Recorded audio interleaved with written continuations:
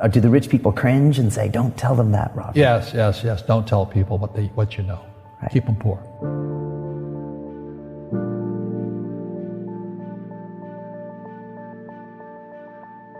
The moment I pay you, you think like an employee. The moment you accept the paycheck, your brain goes dead. That's the trap. Entrepreneurs work for free. As long as you're hungry, you'll think. The school system was designed to teach you to be an employee or a doctor or a lawyer, a specialist, but never about money. The poor will always be amongst us because it starts up here. It's in their words, and the words become flesh. But when they say, I can't afford it or I can't do that, they go down. They become what they say. And I meet so many people, I can't afford it. You think I'm made of money? My PhD daddy says, what do you think I am, made of money? I can't afford that. And my rich dad would say, that's why he's poor. Poor people say, I can't afford it, I can't do that, I don't have time. Because this is an escape. It's an escape, you know what I mean? It's easy to say, I can't afford it. Oh, I'm too tired. Oh, I can't go to the gym. When you could go to the gym. No, I can't. Truth is, I'm just too lazy to go to the gym. And your rich dad used to say what instead of, I can't afford it? How can I afford it? How can I do that?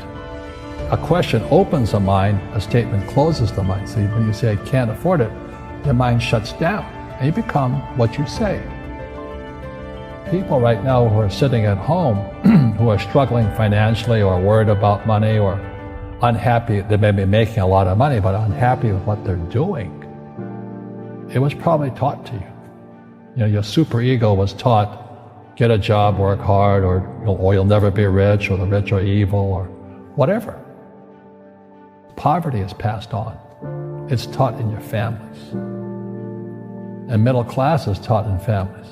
And until you change your mindset, Correct. Money won't help you, right? Correct. And we see that with people that win the lottery, people that make more money, they still have the same problem. Right. Because they have that poor man's soul. Right. If you're poor, you'll always be poor.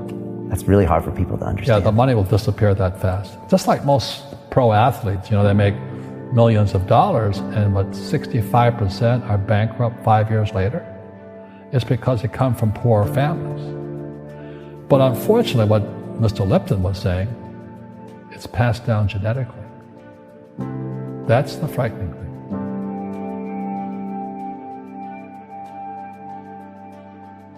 If you don't want to learn it, I can't help you. I have bad luck too. I've had financial crashes. I've had people stab me in the back, but they're all good because I grow from it. That's spirituality. People who are afraid of making mistakes, like they teach in school, they don't ever grow. Because spirituality is there's good and there's bad, there's right and there's wrong, there's up and there's down. Most people only want to be right, they only want to be positive. Well, you can't have that. That's not reality. And the average person, the reason they're poor is they haven't failed. They play it so safe. They haven't made any mistakes like they taught in school. That means they don't learn anything. That's why the school system's actually fundamentally corrupt. It's anti-education.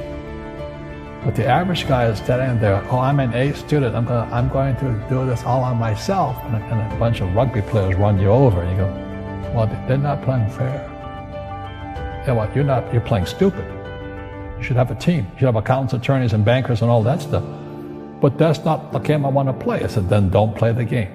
The game of business is played with accountants, attorneys, bankers, hate to say it, politicians. You got to know the game. People say, well, money is not that important to me. Then if money is not that important to you, money is not important to you. You know what I mean? I don't care about money. The money doesn't care about you.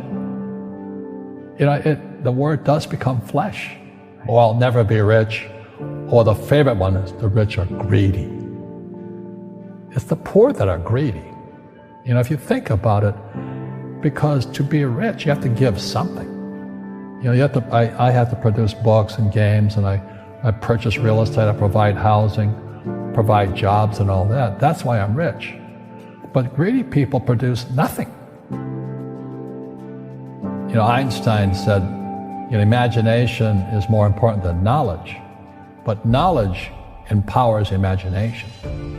And what most people lack is real business knowledge, like accounting, like debt, like taxes.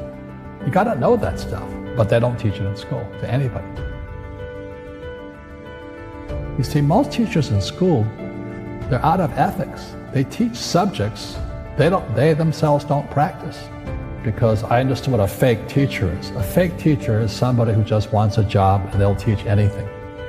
They teach how to shine shoes if you pay them more money. But they really don't know what they're teaching. In life, one of the things I suggest to people, you got to find a real teacher versus a fake teacher. And a fake teacher is somebody who doesn't do what they teach. And a real teacher is doing what they teach every day. Our school systems are making our students weaker. So in school, they have these things called now trigger effects. So you can't, as a teacher, you can't say anything that might upset the student. They don't want anything that might jar their point of view. You see people say, well, why don't you give the poor money? So the only problem with that is it just creates more poor people. Give a man a fish, he fishes for the day, or eats for the day. Yeah, you give a man a fish, you get a lot of people who want more fish, But you teach them to fish. We become creatures of our own habits. And until we break the habit, we don't change. Our schools don't teach that. Our schools teach almost the exact opposite of that. And the average person, the reason they're poor is they haven't failed. They play it so safe. They haven't made any mistakes like they taught in school. That means they don't learn anything. That's why the school system's actually fundamentally corrupt. It's anti-education. So what I say to young people is you find your game. So my game financially is business, number one. Second is real estate. And that's why I pay no taxes. That's why Trump pays no taxes. Legally, it is a combination of business and real estate that gives us an unfair advantage over employees because they don't know what to do. And a lot of people would rather sit in the stands than be in the game. One of the greatest ways to acquire great wealth is playing Monopoly in real life. 4 greenhouses, 1 red hotel.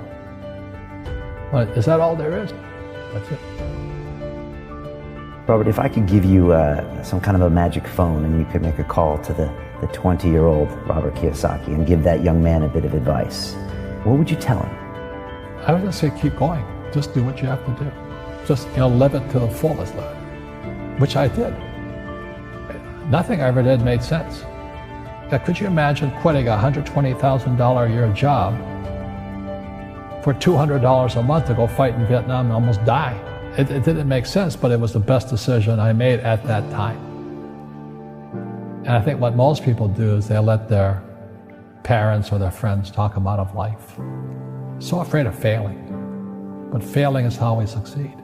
You look at guys like Edison and all that. They failed like 1,014 times before he invented the light bulb.